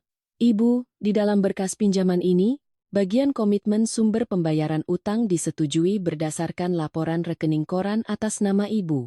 Hatiku sedikit mencelos, tapi aku tetap menjaga suara agar tenang. Rekening koran yang mana? Ia menjawab. Laporan aliran dana rutin dari rekening ibu selama 6 bulan terakhir, dengan saldo dan frekuensi yang memenuhi syarat sebagai penjamin. Mendengarnya, punggungku terasa dingin. Ternyata mereka tidak butuh tanda tanganku secara langsung di kontrak pinjaman. Mereka hanya perlu membuktikan bahwa di dalam keluarga itu ada satu orang dengan aliran dana yang stabil dan cukup kuat untuk meyakinkan bank bahwa pinjaman ini akan terbayar. Dan orang itu, dari awal hingga akhir, adalah aku. Aku bertanya lagi. Suaraku memberat. Siapa yang menyerahkan dokumen-dokumen ini? Petugas itu membolak-balik berkas lalu berkata, diserahkan langsung oleh pihak agen properti, dengan surat kuasa yang ditandatangani oleh mertua ibu. Aku mengangguk, di kepalaku semuanya mulai tersusun. Laporan rekening koranku tidak mungkin muncul begitu saja. Hanya ada dua kemungkinan. 1. Bima, suamiku, yang mengambilnya saat kami masih berbagi informasi. 2. Ibu mertuaku, yang sering menggeledah dokumen dengan alasan merapikan. Siapapun pelakunya, itu sudah cukup membuktikan bahwa aku ditempatkan sebagai sumber pembayaran utang secara terencana, bukan kebetulan. Aku menarik napas dalam-dalam, lalu berkata dengan sangat jelas. Saya meminta pihak bank untuk mencatat secara tertulis bahwa saya tidak setuju menjadi sumber pembayaran utang, tidak menjadi penjamin, dan tidak menandatangani lampiran apapun terkait pinjaman ini. Petugas itu mengangguk, memberiku sebuah formulir verifikasi tanda tangan dan pernyataan kehendak. Aku menandatanganinya dengan sangat mantap, setiap goresan pena begitu tegas, sangat berbeda dari tanda tangan palsu yang kulihat sebelumnya. Tak berhenti di situ. Aku meminta bank untuk membuat berita acara mengenai dugaan pemalsuan tanda tangan dalam berkas. Aku tidak membuat keributan, hanya meminta segalanya dicatat sesuai prosedur. Aku tahu, saat sudah sampai di tahap ini, aku tidak perlu banyak bicara lagi. Dokumen akan berbicara untukku. Setelah dari bank, aku tidak langsung pulang. Aku mampir ke sebuah kantor konsultan hukum yang kukenal. Aku menjelaskan masalahnya secara singkat, menunjukkan dokumen-dokumen terkait. Sang pengacara mendengarkan lalu menggelengkan kepala. Kasus seperti ini, jika ibu tidak menghentikannya tepat waktu, ibu akan dianggap sebagai penanggung jawab untuk beberapa cicilan pertama. Setelah itu, akan sangat sulit untuk melepaskan diri. Aku memintanya untuk membuatkan surat penolakan kewajiban finansial, disertai peringatan hukum atas tindakan pemalsuan tanda tangan, untuk dikirimkan secara paralel ke pihak bank. Semua itu kulakukan dalam satu sore, tanpa menunda-nunda lagi. Sementara aku sibuk dengan urusan legal, di pihak keluarga suami, mereka juga mulai bergerak. Malam itu, Adit meneleponku. Suaranya sangat berbeda, begitu lembut hingga terasa aneh. Mbak, tolong aku sekali ini saja. Aku janji akan kerja, akan nyicil. Mendengarnya, aku tidak merasa marah, hanya lelah. Aku menjawab singkat, janji saja sama Bang, Dit. Aku sudah tidak ada urusannya lagi. Aku langsung menutup telepon, aku tahu. Janji-janji seperti itu sudah terlalu sering kudengar. Malam itu aku duduk sendirian, membaca kembali seluruh kontrak pinjaman yang tadi diperlihatkan oleh pihak bank. Baru saat inilah aku menemukan sebuah detail yang sebelumnya terlewatkan. Villa 10 miliar itu bukan dibeli dengan cara biasa. Itu adalah skema uang muka rendah, pinjaman cepat dengan bunga tinggi, disertai klausul yang sangat ketat. Jika terlambat membayar cicilan selama 2 periode berturut-turut, bank berhak menyita aset dan uang muka yang telah dibayarkan dianggap hangus. Aku terdiam. Ini bukan keputusan membeli rumah biasa. Ini adalah sebuah jebakan finansial, sebuah jebakan yang telah disiapkan oleh Adit dan si agen properti untuk menjerat mertuaku dengan keyakinan bahwa di belakang mereka selalu ada aku yang siap menyuntikkan dana. Tiba-tiba aku mengerti tujuan mereka yang sebenarnya. Cukup dengan aku membayar 2 atau 3 cicilan pertama untuk melewati masa-masa paling kritis, maka semuanya akan dianggap terlanjur dan aku akan terikat pada utang itu seumur hidup. Memikirkan itu, aku tidak lagi merasa marah. Aku hanya merasa beruntung karena telah berhenti tepat waktu. Aku teringat tatapan ibu mertuaku saat memegang dokumen dengan tanda tangan palsu, teringat ucapan ayah mertuaku, kalau kamu tanda tangan, semuanya akan beres. Ternyata beres yang mereka maksud dibangun di atas pengorbanan diam-diamku tanpa ada yang merasa perlu bertanya. Malam itu aku tidak menelepon siapapun, tidak juga mengirim pesan apapun lagi. Aku hanya duduk diam dan menunggu. Aku tahu, Saat aliran danaku sudah terputus dan bank telah mencatat penolakanku, maka segalanya hanya tinggal masalah waktu. Dan jauh di dalam hatiku, aku tahu betul, aku tidak akan menyelamatkan mereka kali ini. Aku hanya akan menonton. Tepat 14 hari kemudian, saat villa 10 miliar yang pernah mereka banggakan di hadapan seluruh kerabat itu dipasangi plangsita di depan mata semua orang. Tepat di hari ke-14, sejak aku memblokir semua kartu tambahan dan memutus aliran dana, kejadian yang sudah kuduga akhirnya terjadi. Pagi itu masih cukup awal, matahari belum tinggi, tapi seluruh kompleks perumahan tempat villa 10 miliar itu berada sudah ramai. Aku sedang di rumah saat menerima telepon dari seorang kenalan yang tinggal di dekat sana. Suaranya pelan tapi tegang. "Mbak, pihak bank datang ke rumah mertuamu." Aku tidak bertanya lebih lanjut. Aku tahu momen ini cepat atau lambat akan datang. Saat aku tiba di sana, dari kejauhan sudah terlihat kerumunan orang di depan gerbang villa. Beberapa orang berseragam bank, didampingi oleh petugas keamanan dan seorang tukang kunci. Di gerbang tergantung sebuah pelang besar dengan tulisan merah di atas dasar putih yang sangat mencolok, "Aset ini dalam pengawasan bank." Para tetangga berkerumun, ada yang menonton dari halaman rumah seberang, ada yang bersandar di motor di ujung gang. Bisik-bisik menyebar lebih cepat dari angin. Ibu mertuaku saat itu berdiri tepat di depan gerbang, rambutnya acak-acakan, wajahnya pucat pasi, tapi suaranya meraung-raung. "Kalian salah. Ini rumah saya. Saya punya kontrak, saya punya surat-suratnya." Ia bicara sambil mencoba menerobos barisan, tangannya yang gemetar mengacungkan setumpuk kertas yang kukenal betul sebagai dokumen pinjaman yang dulu mereka banggakan. Seorang petugas bank tidak meninggikan suaranya. Ia bicara dengan nada datar, dingin, dan sangat jelas. "Mohon maaf, Bu. Kontrak dengan jelas menyatakan bahwa pinjaman ini telah menunggak selama 2 periode pembayaran berturut-turut, sekaligus melanggar klausul penyampaian informasi sumber pembayaran utang.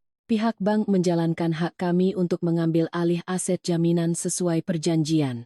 Setiap kata yang ia ucapkan bagai palu yang menghantam kenyataan yang selama ini coba dihindari oleh keluarga suamiku.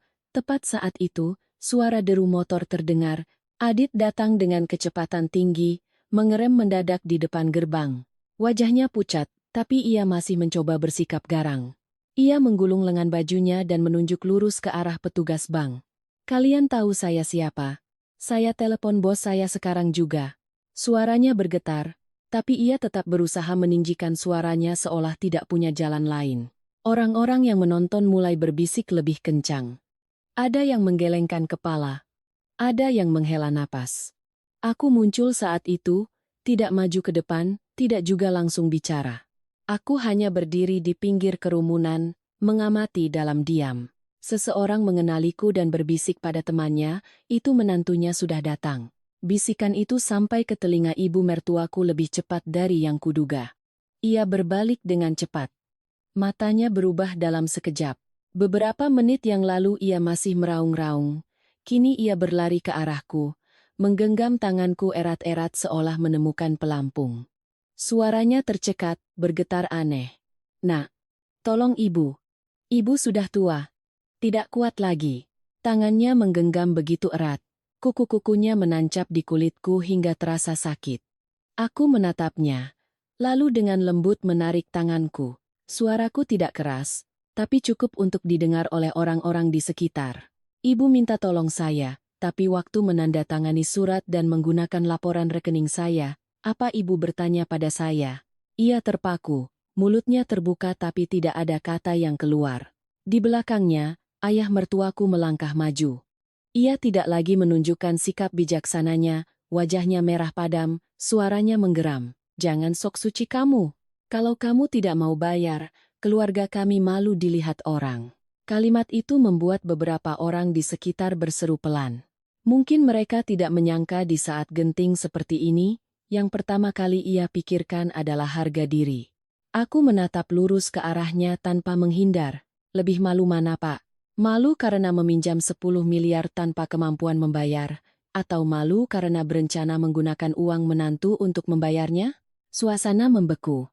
Ayah mertuaku tercekat. Sementara ibu mertuaku terhuyung seolah akan jatuh. Petugas bank saat itu melangkah maju, menyodorkan berita acara penyitaan dan meminta kunci diserahkan. Ibu mertuaku menjerit histeris di tengah kerumunan.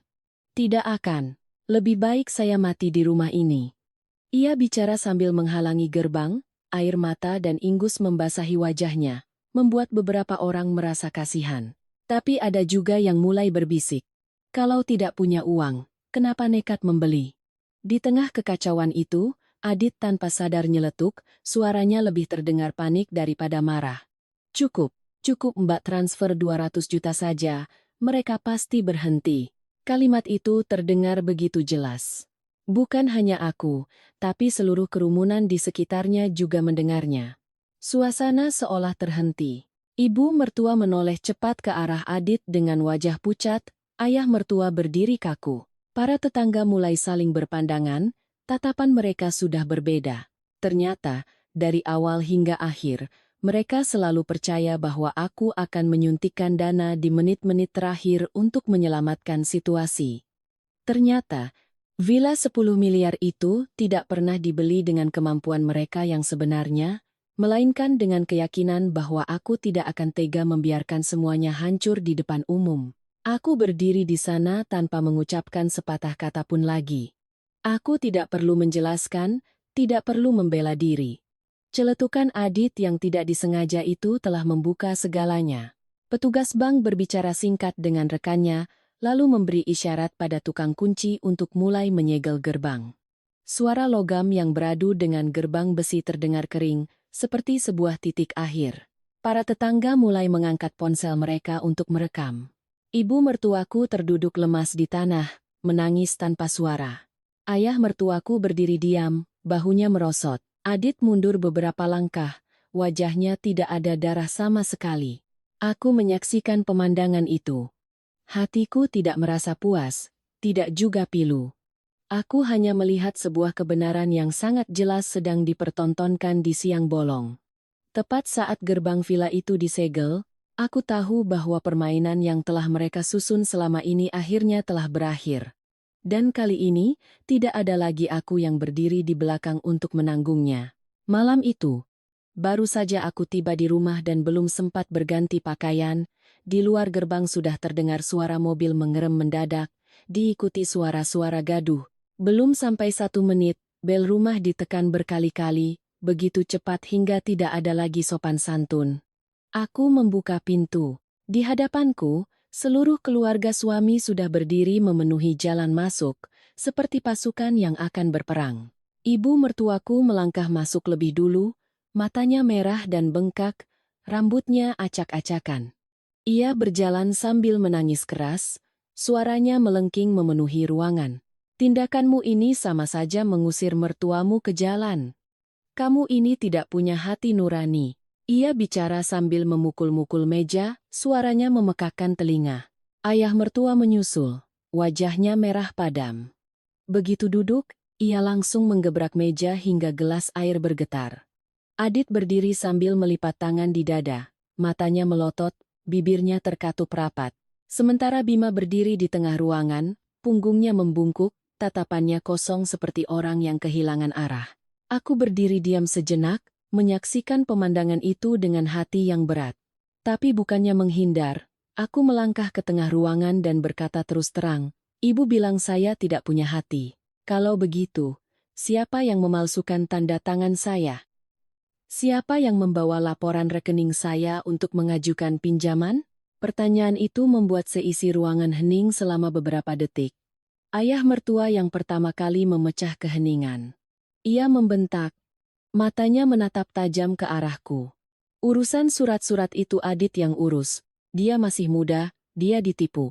Kalimat itu dilontarkan dengan sangat cepat, seolah sudah disiapkan.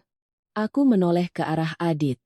Ia terkejut sesaat, lalu langsung membalas dengan suara tinggi penuh kekesalan, aku ditipu apa? Aku melakukan ini demi keluarga, demi ayah dan ibu yang ingin punya rumah bagus. Ia kemudian menoleh ke arahku, menunjuk lurus ke wajahku, Mbak itu cuma pintar simpan uang, hidup sama Mas Bima tapi perhitungannya seperti orang lain. Kalimat itu menusuk hatiku. Bukan karena sakit, tapi karena sudah terlalu sering kudengar. Setiap kali aku tidak mau memberikan uang sesuai keinginan mereka, aku selalu disebut orang lain. Belum sempat aku menjawab, Bima tiba-tiba menggebrak meja. Suara gebrakan yang kering itu membuat semua orang terkejut. Ia menatapku, matanya memerah, suaranya nyaris berteriak. Kasih saja uangnya, kita ini kan suami istri. Kalimat itu seperti sebilah pisau. Aku menatap suamiku sangat lama, lalu menjawab perlahan, kata demi kata. Suami istri itu membangun rumah bersama, bukan bersama-sama membayar utang orang lain. Ruangan itu kembali hening. Bima berdiri kaku, mulutnya terbuka tapi tidak ada lagi kata yang keluar. Melihat situasi mulai di luar kendali, ibu mertua mengubah taktiknya dengan cepat. Ia tidak lagi menangis atau berteriak. Ia menatapku dengan sorot dingin, suaranya merendah tapi penuh ancaman. Kalau kamu tidak mau kasih uang, aku akan laporkan kamu ke polisi atas tuduhan penggelapan aset suami istri. Biar hancur reputasimu. Kalimat itu diucapkan dengan sangat yakin, seolah ia percaya itu adalah senjata pamungkasnya. Belum sempat aku menjawab, Adit diam-diam mengeluarkan ponselnya. Aku melihatnya dengan jelas, tapi pura-pura tidak tahu. Ia mengangkat ponselnya dan mengaktifkan loudspeaker. Halo, Mas dengar tidak? Mbak ada di sini. Aku langsung mengerti. Ia sedang menelepon seseorang untuk menjadi saksi, merekam pembicaraan untuk menjebakku, agar mengakui kewajiban membayar utang. Aku melangkah maju, menatap lurus ke ponsel di tangan Adit, lalu menatap lurus ke wajahnya. Sedang merekam, ya? Kataku sangat perlahan. Rekam yang jelas, ya? Saya tidak menjamin, saya tidak ikut bertanggung jawab, dan saya tidak akan ikut membayar. Aku menekankan setiap frasa dengan sangat jelas, tidak meninggalkan celah apapun untuk mereka putar balikan. Wajah Adit pucat, tangannya yang memegang ponsel terlihat gemetar. Suasana di ruangan itu tegang luar biasa. Ayah mertua menghela napas kasar, ibu mertua mengatupkan bibirnya rapat-rapat. Sementara Bima menutupi wajahnya dengan kedua tangan dan duduk di kursi, seolah baru sadar telah melangkah terlalu jauh. Belum sempat ada yang bicara lagi, ibu mertuaku tiba-tiba memegangi dadanya, berteriak kencang, lalu ambruk ke lantai. Aduh, jantungku. Aku bisa mati. Panggil tetangga, biar mereka lihat menantu durhaka ini. Ia berteriak sambil memukul-mukul lantai, tangisnya begitu memilukan. Seisi ruangan langsung panik. Adit buru-buru menolong ibunya, ayah mertua berteriak memanggil tetangga. Sementara Bima berdiri dengan wajah pucat pasi. Aku berdiri diam di tempat, menyaksikan pemandangan itu dengan hati yang dingin. Aku tahu betul, ini bukan lagi perdebatan. Ini adalah sebuah drama, sebuah sandiwara yang dirancang untuk mengubahku dari korban menjadi pelaku di mata orang banyak. Suara-suara panggilan dari tetangga mulai terdengar di luar gerbang. Cahaya senter ponsel mulai menyorot dari kejauhan. Aku berdiri di tengah rumahku sendiri, yang tiba-tiba terasa begitu asing. Tapi bukannya panik. Aku menarik napas dalam-dalam. Aku tahu. Sejak saat ini, segalanya telah didorong ke titik puncak. Dan aku juga mengerti, jika aku mundur selangkah lagi, maka bukan hanya uang, tapi seluruh hidup dan kehormatanku akan mereka jadikan sandera. Tepat saat ibu mertuaku ambruk ke lantai sambil memegangi dadanya dan berteriak-teriak, seluruh rumah menjadi panik.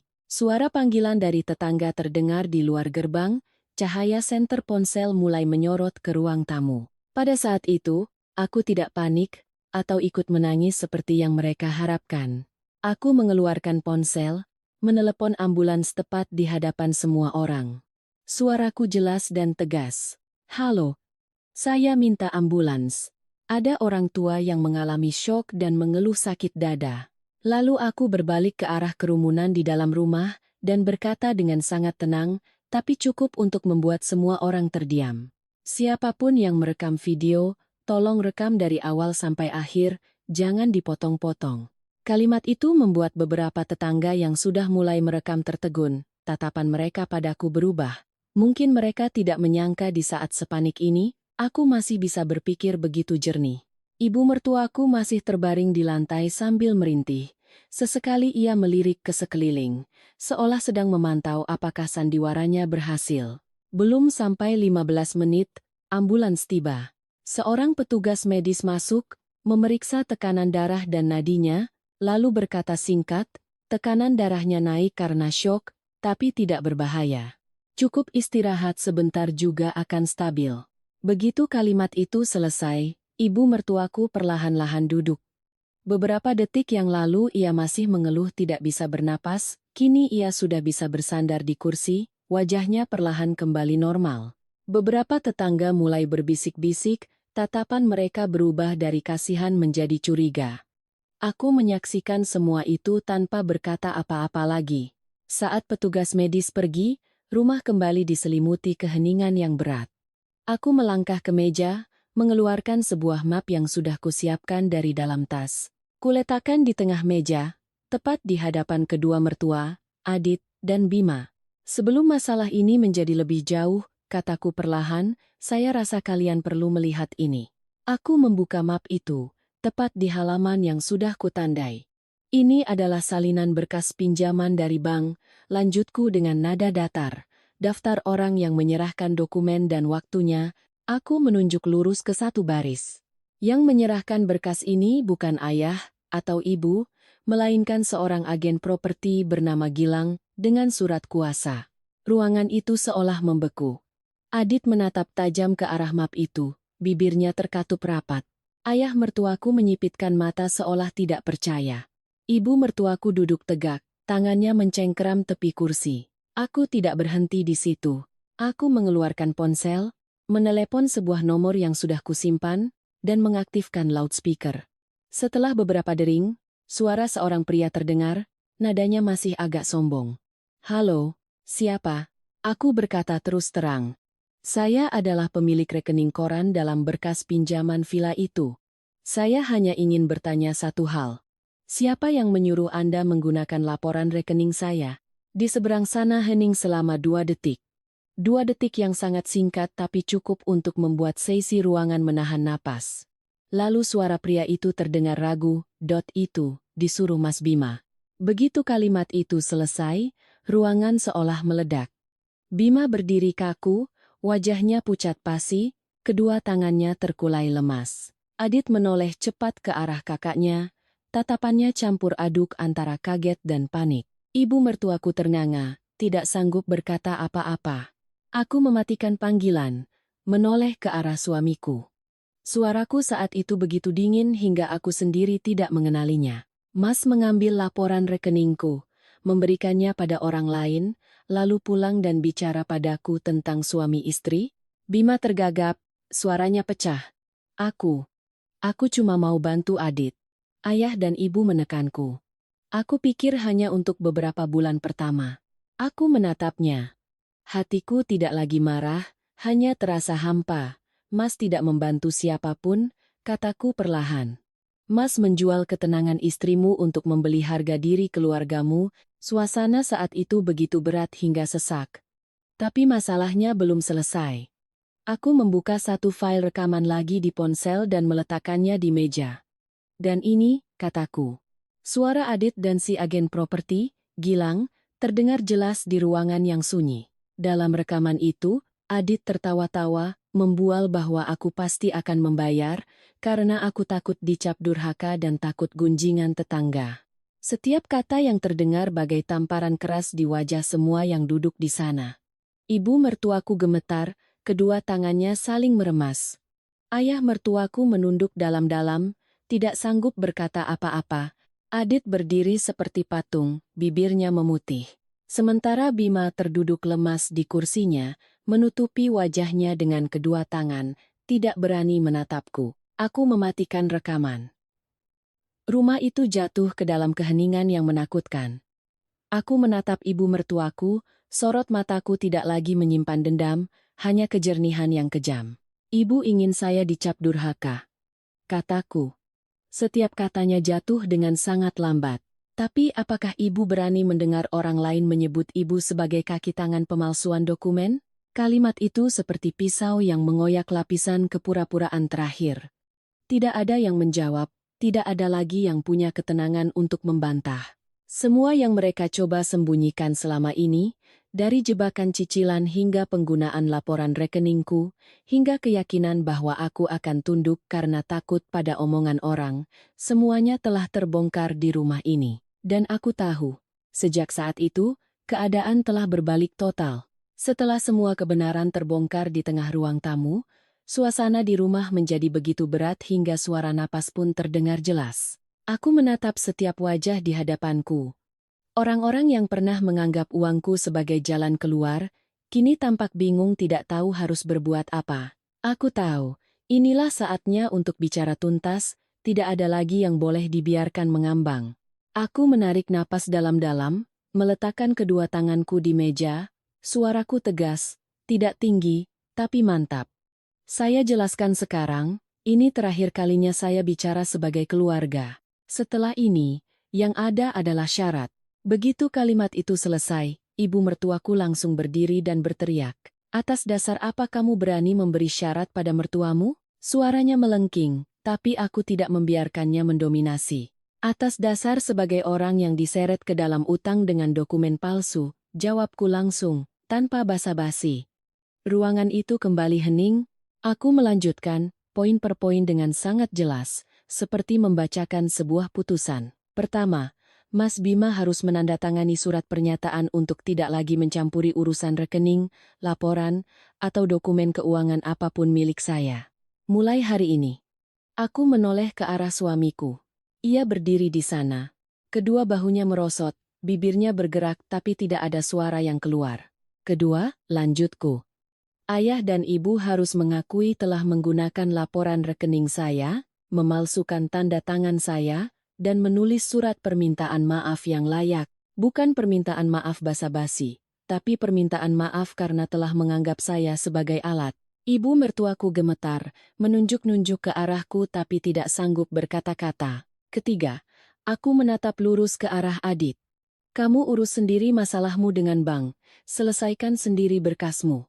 Jangan pernah lagi menyebut namaku, jangan pernah lagi menyeretku ke dalam masalahmu. Adit menelan ludah, keringat mulai membasahi dahinya. Ayah mertuaku saat itu tidak bisa lagi menahan diri. Ia berdiri, tangannya terayun hendak menamparku. Secara refleks, Bima melompat dan berdiri di hadapanku. Lengannya gemetar saat menahan tangan ayahnya. Tapi setelah itu, ia berbalik ke arahku, suaranya penuh kekecewaan dan keputusasaan. Kamu puas sekarang? Kamu sudah mendorong seluruh keluargaku ke jurang. Aku menatap suamiku sangat lama, lalu berkata perlahan, setiap katanya seolah jatuh ke dasar ruangan. Mas jangan melindungiku. Lindungi saja hati nuranimu. Kalimat itu membuat Bima terpaku. Tangannya terkulai lemas, tubuhnya seolah kehilangan semua tenaga. Aku membuka tasku, mengeluarkan sebuah map yang sudah kusiapkan dan meletakkannya di hadapan mereka. Dan ini, kataku, adalah berita acara dari pihak bank. Aku membuka halaman pertama, menunjuk setiap barisnya. Bank telah mengonfirmasi, jika ada cukup bukti pemalsuan tanda tangan, dan penyampaian informasi yang salah mengenai sumber pembayaran utang, berkas ini akan diserahkan kepada pihak berwenang, dan yang akan bertanggung jawab bukanlah saya. Aku mengangkat kepala. Tatapanku menyapu seisi ruangan. Melainkan orang yang menyerahkan berkas, orang yang menyediakan dokumen, dan orang yang menandatangani. Ruangan itu seolah membeku. Wajah ibu mertuaku pucat pasi, ia mundur selangkah. Ayah mertuaku terduduk lemas, punggungnya membungkuk. Adit tidak sanggup lagi berdiri tegak, kedua kakinya gemetar. Ia menatapku, suaranya terdengar aneh. Mbak, Mbak mau aku di penjara? Aku menggeleng, suaraku tenang hingga terasa dingin. Tidak. Aku mau kamu dewasa. 3 kata itu terdengar sangat ringan, tapi bagai palu yang menghantam kenyataan. Adit menunduk dalam-dalam, kedua tangannya terkepal, tidak bicara lagi. Aku menoleh ke arah Bima, menatap lurus ke matanya. Mas Bima punya 2 pilihan, kataku perlahan. 1, Mas berpihak pada kebenaran dan kita perbaiki semuanya dari awal. 2, Mas terus berdiri di tengah-tengah dan ikut tenggelam bersama mereka. Tidak ada yang bersuara. Bima berdiri di sana selama beberapa detik yang terasa sangat lama. Lalu, seolah tidak sanggup lagi menahan beban, ia ambruk ke kursi, menutupi wajahnya dengan kedua tangan. Sesaat kemudian, ia baru bisa bicara, suaranya tercekat. Aku minta maaf, aku bodoh, aku membiarkan mereka mempengaruhiku. Aku tidak melindungimu. Untuk pertama kalinya aku mendengar ia meminta maaf tanpa mencari alasan, tanpa menyalahkan siapapun. Tapi saat ini, hatiku tidak lagi merasakan banyak hal. Aku sudah berjalan terlalu jauh untuk bisa kembali ke posisi semula. Ibu mertuaku, melihat pemandangan itu, akhirnya tidak bisa lagi berteriak. Ia terengah-engah, suaranya merendah, dipenuhi ketakutan yang sesungguhnya. Sudahlah, ini masalah keluarga, jangan dibesar-besarkan. Nanti malu dilihat tetangga. Ucapannya tidak lagi terdengar angkuh, hanya ada kekhawatiran pada dirinya sendiri. Dan tepat pada saat itu, adegan yang tidak perlu kusutradarai pun terjadi. Ibu mertuaku berbalik cepat ke arah Adit, suaranya menajam, tapi kali ini untuk melampiaskan ketakutannya. Ini semua gara-gara kamu. Kamu yang serakah. Kamu menghancurkan keluarga ini. Adit menunduk, tidak berani membantah. Ayah mertuaku duduk diam, tidak ada lagi satu pun celaan untukku. Aku berdiri di sana, menyaksikan para antagonis saling menyalahkan. Hatiku tidak merasa puas, tidak juga kasihan. Aku hanya merasa segalanya akhirnya kembali ke tempat yang seharusnya. Aku tidak perlu mengalahkan siapapun, tidak perlu berteriak atau balas dendam. Cukup dengan kebenaran diungkapkan dan batasan ditetapkan. Saat aku berbalik dan berjalan menuju kamarku, tidak ada lagi yang menahanku, tidak ada lagi suara bentakan. Seluruh rumah diselimuti keheningan yang berat. Seolah semua orang mengerti bahwa sejak saat ini, mereka tidak lagi punya hak untuk menganggap uang dan kesabaranku sebagai hal yang wajar. 2 hari setelah malam yang penuh ketegangan itu, semuanya terjadi persis seperti yang telah kuduga. Bank secara resmi menyelesaikan proses penyitaan. Villa 10 miliar, yang pernah dibanggakan oleh keluarga suamiku di hadapan seluruh kerabat, yang pernah disebut sebagai rumah warisan untuk anak cucu, kini disegel dengan dingin. Di gerbangnya tergantung plang pemberitahuan, seorang petugas keamanan berjaga, tidak memperbolehkan siapapun masuk. Orang yang lewat berhenti untuk melihat, para tetangga berbisik-bisik. Kebanggaan mereka di masa lalu kini berbalik menjadi tamparan sunyi yang terasa lebih menyakitkan daripada makian manapun. Adit tidak lagi bisa bersikap angkuh. Aku dengar. Si agen properti, Gilang, mendatanginya dan berkata terus terang, "Aku hanya menjalankan permintaanmu. Sekarang kamu tanggung sendiri." Tanpa ada lagi orang di belakangnya, tanpa ada lagi aliran dana yang bisa diandalkan, Adit untuk pertama kalinya benar-benar panik. Ia menelepon ke sana kemari, suaranya tidak lagi tegas melainkan bergetar. Ada pelajaran yang baru bisa dipahami saat seseorang kehilangan sandarannya. Ayah mertuaku menjadi sangat pendiam. Ia tidak lagi mengucapkan kalimat-kalimat bijak, tidak lagi menyinggung soal harga diri. Ia lebih banyak duduk termenung, menatap kosong, punggungnya seolah semakin bungkuk hanya dalam beberapa hari. Mungkin baru pada saat inilah ia melihat dengan jelas harga yang harus dibayar saat mengejar gengsi di luar kemampuan. Tidak ada lagi yang menyalahkannya, tapi keheningan itu terasa lebih berat daripada omelan manapun. Ibu mertuaku masih mencoba menyelamatkan mukanya. Saat bertemu tetangga, ia berbisik, hanya salah paham dengan bank. Tapi kali ini tidak ada lagi yang percaya. Seseorang bahkan menjawabnya dengan lugas, "Salah paham kok sampai disita, Bu?" Pertanyaan singkat itu membuat ibu mertuaku terdiam. Aku tidak senang melihatnya, tapi aku paham. Ada kebenaran yang sekali terungkap, tidak bisa lagi ditutupi dengan kata-kata. Sementara itu, hari-hariku berjalan cukup tenang. Tidak ada lagi telepon yang mendesak, tidak ada lagi bentakan.